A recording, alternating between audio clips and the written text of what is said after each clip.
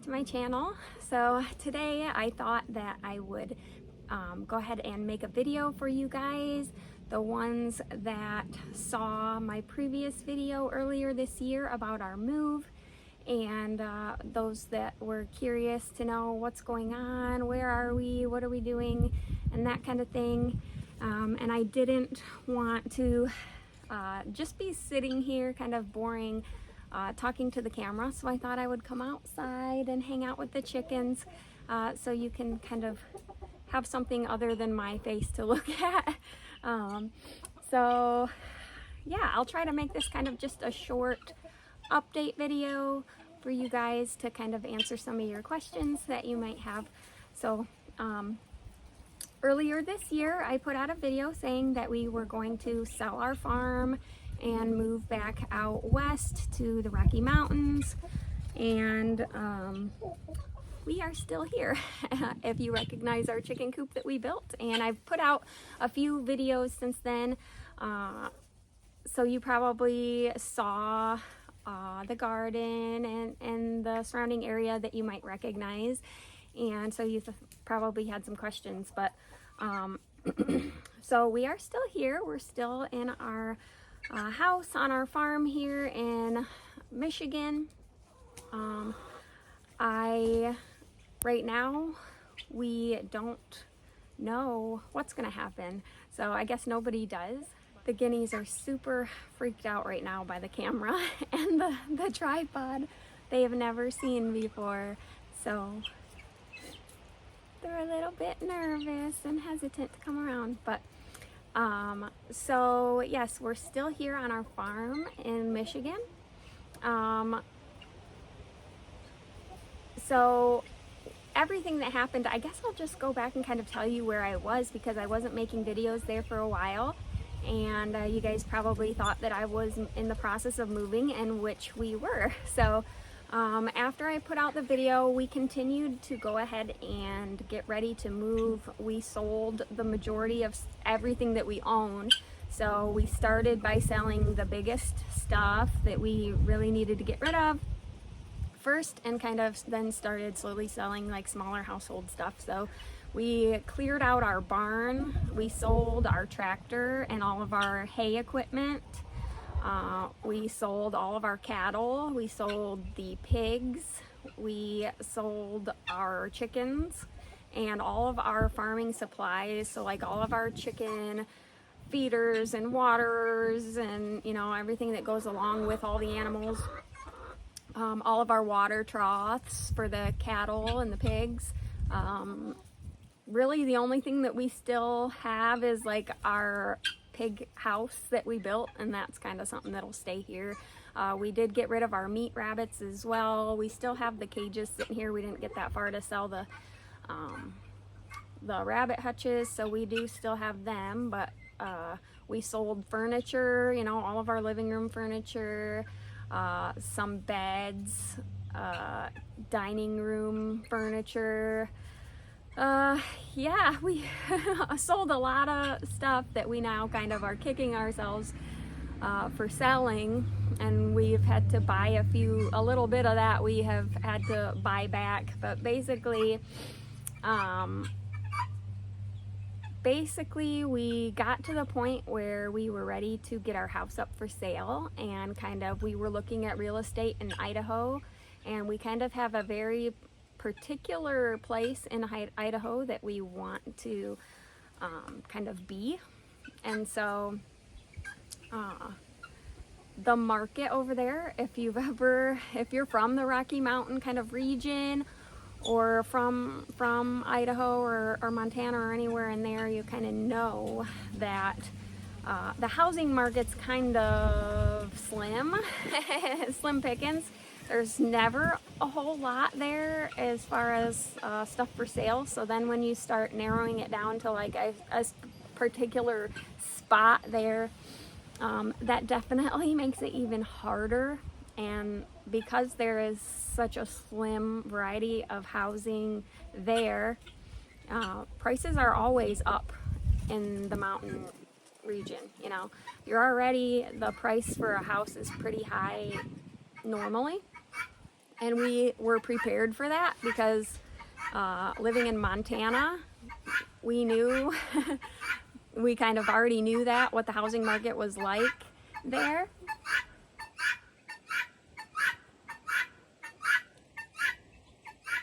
See the guineas, those guineas, they're gonna be causing a problem here. Hey, it's been over 30 seconds. It's been like a whole minute, babe. Thank you. So living in Montana, we already knew what it was like as far as the housing market on a normal basis. Like when we bought our house in Montana, we knew that we weren't gonna get like the best house for what we wanted to spend, and so we were prepared to buy a fixer-upper, which is great. My husband is a contractor. He owns his own construction company, and we love to kind of buy a fixer-upper and put some work into it and instantly have that kind of equity in the home. So as far as that goes, like, we were prepared for an expensive house that is not as nice as our house here, which was cool.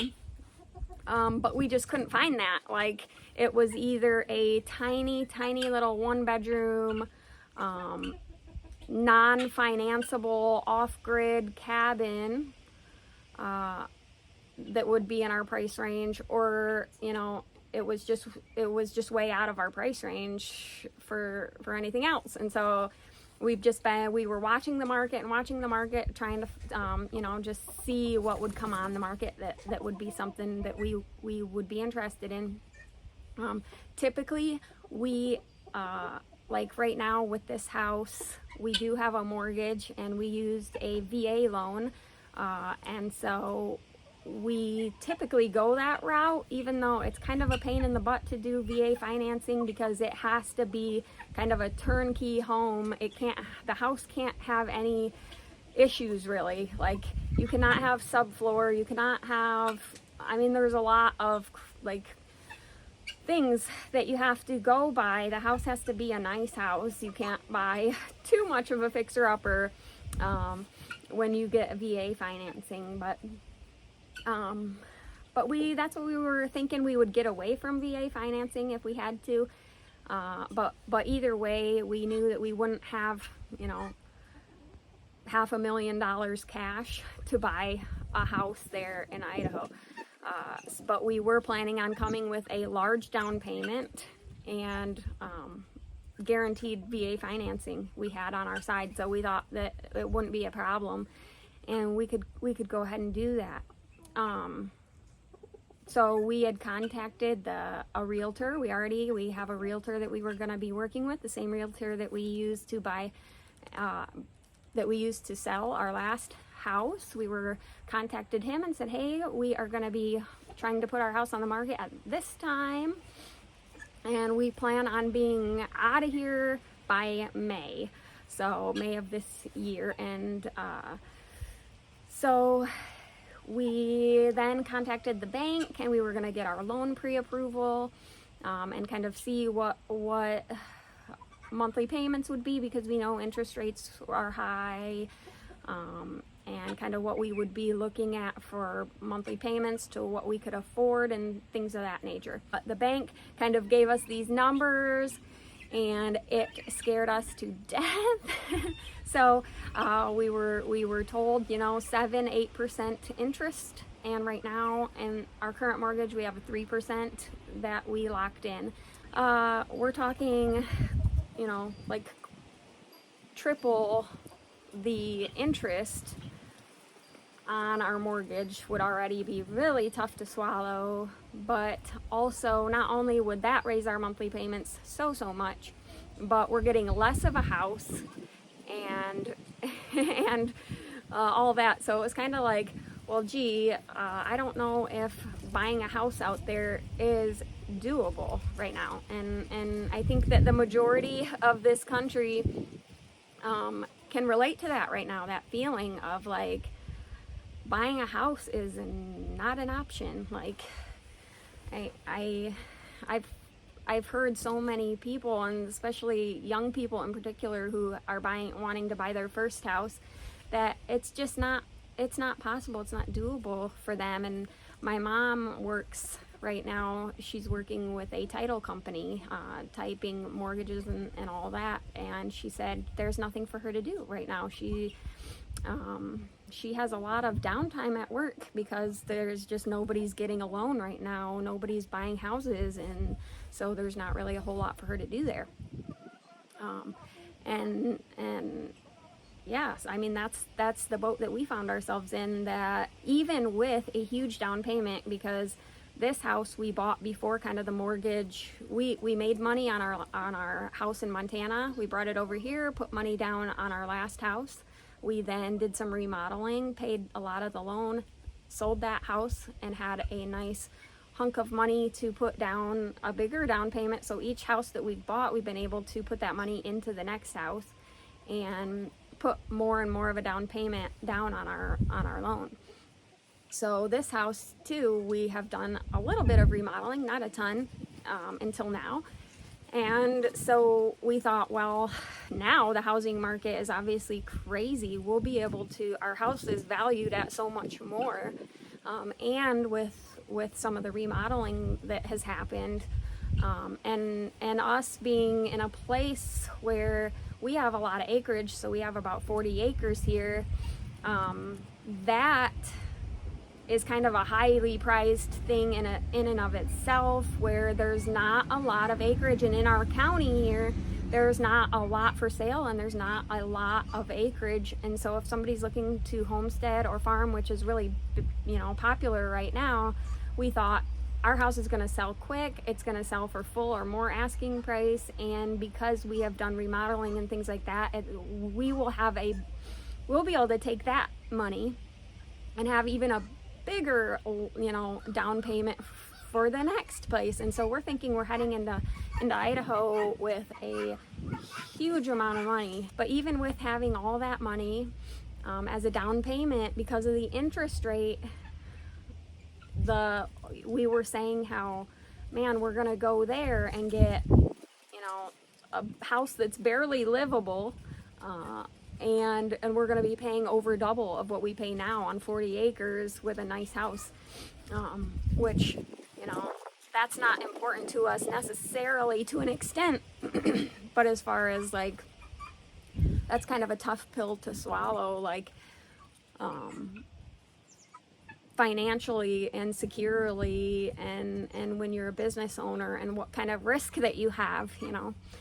And so that was basically the point where my husband said, and I said, well, maybe we should look into renting, like, and we even, you know, my husband was like, yeah, let's just consider renting. And, you know, we have dogs, and it's kind of like we're not willing to like get rid of our dogs. And so we were thinking, like, you know, we'll even pay a little bit more, and try to find a nice house out of town or even in town, but like a house, not an apartment. We're not willing to go back to like an apartment. So, you know, maybe we could find just a nice little house on the edge of town or something, where we can have dogs, and just kind of get settled, get the business really established and going, and then you know, maybe the housing market will relax a little bit and it'll be more reasonable, and we could then buy a house and we'll have even more money.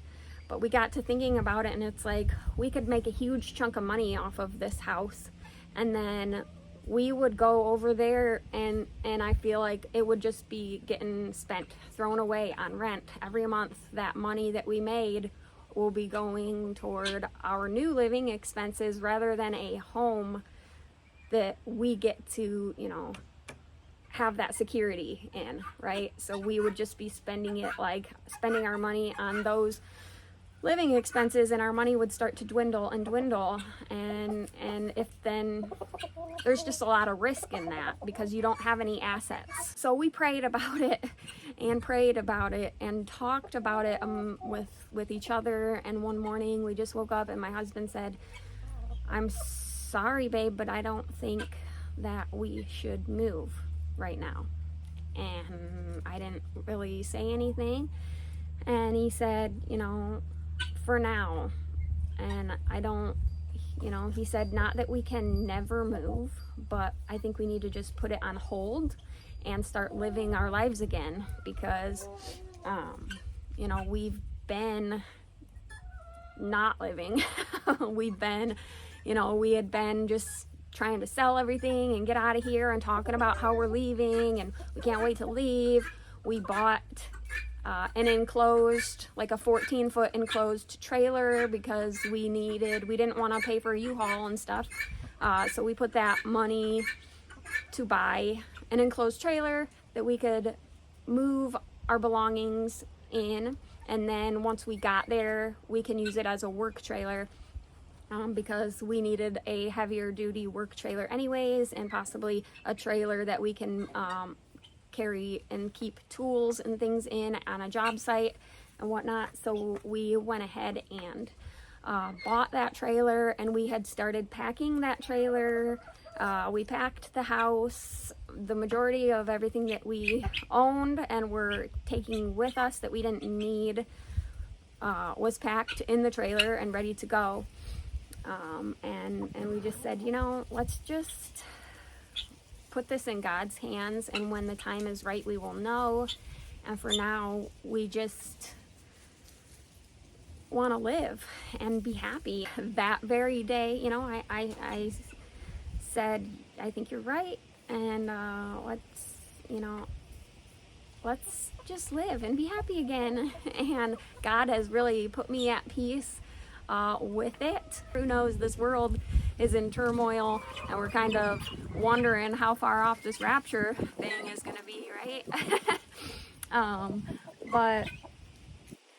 But so anyways, then the fun stuff started happening again, because we weren't living in that kind of limbo and sadness anymore, and kind of just living our lives the way we should be, and having some fun.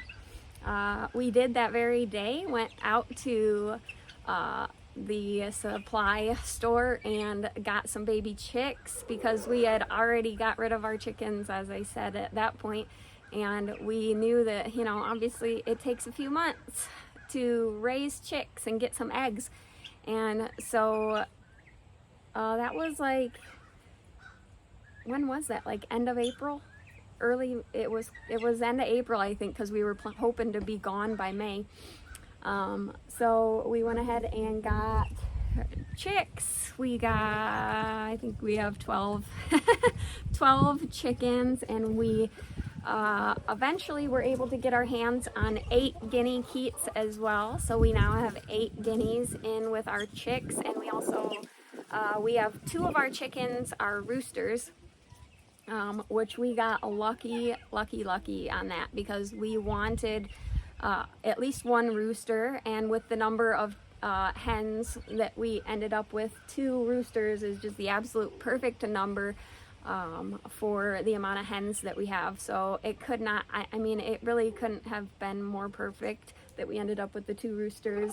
They're Australorp roosters, so they're really gentle. They have never ever showed us any signs of aggression at all. They're very timid of us, though.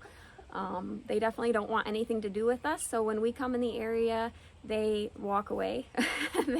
they don't want to be pet or anything like that, but they're not mean at all. And I think it gives our flock a really nice kind of, I don't know, what word am I talking about? It really makes the hens and stuff, the way that they socialize together, I really like it. It's dynamic, and it's cool to watch them interact now that we have roosters. And the guineas, I'll probably do a video on this at some point shortly, hopefully. We are getting into bad weather, so we're forecasted snow tomorrow, which will be fun. But I'll probably at some point make a video about the guineas and how we raise them, and how we have them with our chickens, and how they interact with us and stuff like that. because we have been super happy with the guineas. We absolutely love them. People complain a lot about the noise, and they're a little bit noisy right now, but that is because of the camera and the tripod they've never seen before, so they're a little bit nervous, and they keep kind of warning each other that something suspicious is around. But all in all, they're just awesome to have around. We really love it. So we went ahead and got them right away, and my husband said, get some seeds for the garden, get the garden going. I felt like I was gonna be too late, but I said it's too late for me to order onions. They're gonna be all sold out. I get my onions from Dixondale Farms, and I thought for sure they would be sold out. But I got on the website and they still had them, so I immediately ordered onions that day. We went out. I ended up not ordering my seeds online where I usually do, which is Baker Creek, and I went ahead and thought, well, I just got to get my seeds started inside. I'm just gonna go to, the Tractor Supply and whatever, got some seeds like that locally to start the garden, and I ended up with a lot of varieties that I don't normally choose. And so yeah, the garden was kind of chaotic in that sense. I guess this year it was a little bit different than I usually would plan, and kind of just went did it by the seat of my pants, but it ended up great. I was concerned here and there, and some things didn't grow. Like I mentioned in my potato video recently, I think that I couldn't get the corn to grow at all. I replanted twice and could not get the corn to grow. And then what do you know, my neighbor, whom we love so much, texted my husband and said, hey, do you guys need corn? I have a bunch of corn, and I'll show you guys this corn in a picture video, you guys. He said, I've got this corn that the husks of the corn were in the sun, and so they kind of got a little sun bleached as they were, after they got picked. And so they weren't pretty enough for him to sell. People didn't want to buy the corn because it wasn't pretty enough on the outside. Like, I'm talking the husk, you guys. And you open up these husks and it is just beautiful, freshly picked golden sweet corn. He said, I've got a ton of it, and I can't sell it because of the looks. Do you want it? It's perfectly good corn. Of course, I said, yes, I'll take it. He gave it to us for free, and I have a whole year's supply of corn canned on our pantry shelf now. Like, what a blessing. The way God works is amazing. That was such a blessing. I'm so happy with that. So even though the garden was kind of like not how I had planned, and things didn't work out in a sense the way that I had pictured, it definitely worked out. We have a ton of food on our pantry shelf, and I'm so thankful and so happy for that. So we were able to grow a successful garden this year. We also expanded our fruit trees. We had planted, I believe we have 5 apple trees up front, 5 apple trees, 2 peach trees, 2 pear trees, and I think that's it that we planted up toward the front of our property. I guess they're 2 years old now since we planted them. We did get some fruit on the peach trees. Had a lot of fruit, and the pear tree that we picked off so that they could just continue to grow roots and things like that. The deer also got into them, so we pruned them, and then the deer pruned them further. And so this late summer, early this fall, I went ahead and put a T-post by those and fenced them off with some welded wire fence, each tree, so that they can't get pruned anymore this winter. But we did expand up top on the hill. We relocated, I believe, 6 sugar maple saplings, about 15-foot tall trees or so, over to the upper cattle pasture to you know, eventually one day those will provide great shade for whomever or whatever is up there. If there's ever any livestock back up there again, we will have some nice shade trees and trees that can be tapped for syrup one day by someone. Also, we'll be able to see the beautiful fall colors that they have one day. We also expanded the fruit trees, like I said. Up top, we got four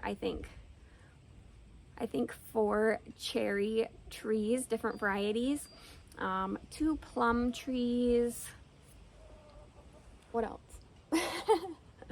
We got a bunch of raspberries, blackberries, a kiwi, and then we had already planted some mulberries that we weren't sure if they had survived because we had dug them up and transplanted them in the middle of July last year, and it was they really like died off, and we weren't sure if they were alive, and at least 3 of them are alive. So we do have a few little mulberry trees as well, which we're super excited about. If you guys don't know mulberries, they are amazing, and you need mulberry trees in your life, so keep that in mind.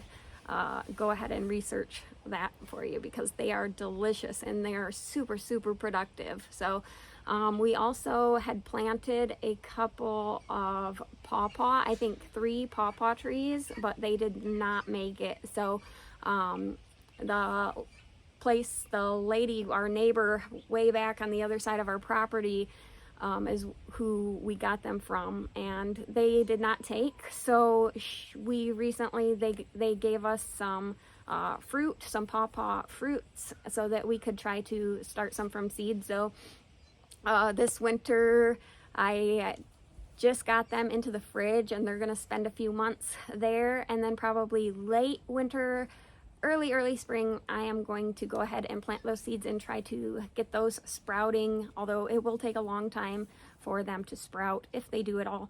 But it'll be kind of an experiment. It'll be fun. So we did that. We also have been doing a ton of remodeling in the house, which is why it's been really hard to film lately in there because it's kind of a construction zone. We have completely remodeled our kitchen, dining, living room, and we are starting a bathroom remodel as well. We're going to do a complete bathroom remodel down to the studs, everything new. The kitchen is almost done. We've got to finish the drywall. We have got half the backsplash up, but we need to replace the window still. There's a window over the kitchen sink and a window by where the dining room table goes. So those 2 windows need to be replaced, and the one specifically behind the sink has to be replaced. We want to do that before we tile the backsplash. So we have to do that. We got rid of a door to the outside. We had 2 front doors, so the one door we closed off, and we moved the dining room wall about 4 foot over. We took about 4 foot from the living room and made it into our dining room space, and we extended the kitchen cabinets a ways, and we now have an overhang there, so you can seat 4 people there on the peninsula kind of area in the kitchen. So we actually have a really nice working homestead kitchen, which is so nice to bake bread on. It's amazing. So almost finished with that. My husband is currently inside working on the stone for the backsplash of the fireplace. He's putting up stone veneer for behind our new wood stove that we're installing. And we have removed our floor we have an oil heater, and it had the like the baseboard radiant heat, not electric, but the kind, with the fluid running through. I can't think of the name off the top of my head right now. But we have cut those and got those out of there, so we have no heat in the house. We have to get this wood stove hooked up, and it will be our only source of heat for a while. We will be installing in-floor heating instead is what we are planning, so there will be a whole new heating system in the house, which we think will be a really big upgrade for the house, and a new kitchen, bathroom, heating, you know, HVAC and all that in the house. I think will definitely increase the value of the home too if we ever get a break in the real estate market. It's always good to increase the value of your home. So that's what we have been kind of putting our spare time into, getting that done and all that. So been doing a lot of that kind of stuff around here, just trying to get back to normal. Yeah, but that's really about it. I just wanted to update you guys so you kind of know where we are, where we've been, what we've been doing, and stuff like that. So to answer some of your questions, if you guys still have some questions that I didn't answer, please feel free to leave those in the comments below. For some reason, a lot of times I don't get notifications for comments, and sometimes it'll say I have a comment, and I'll try to go and look at it, and it doesn't show me it. It's just blank. I'm not sure if it's because I'm looking at it on different devices. I am now editing my videos on an iPad, where instead of my desktop computer. My husband got me an iPad so that I can edit videos wherever I want to. If I want to sit in bed and do it, or in the living room, or wherever I want to do that, I now have that capability. And because I have an iPhone, I can just airdrop my videos from my phone to my iPad, so it makes it way more convenient and much easier to figure out, and I can get videos on a lot quicker now, which is fun. And I got this little new mic, so hopefully the sound is a lot better when we're filming outside. We hopefully won't have as much wind noise, and because I am editing on my tablet, I also had to find a new editing software, so I now have some really nice editing software, and hopefully the quality and all that of my videos will increase, and we can do a lot more cool videos for you guys. But yeah, thank you guys for stopping by and for being concerned and wondering about me. I really appreciate your support, and I really love to read your comments and all of the things that you guys have to say. It really is a day lifter when I get on and have somebody out there thinking about me and wishing me luck and that kind of thing. It's really nice. So with that, I will bid you farewell. I will see you guys in the next video. Thank you so much for stopping by, and we'll see you next time. God bless you all.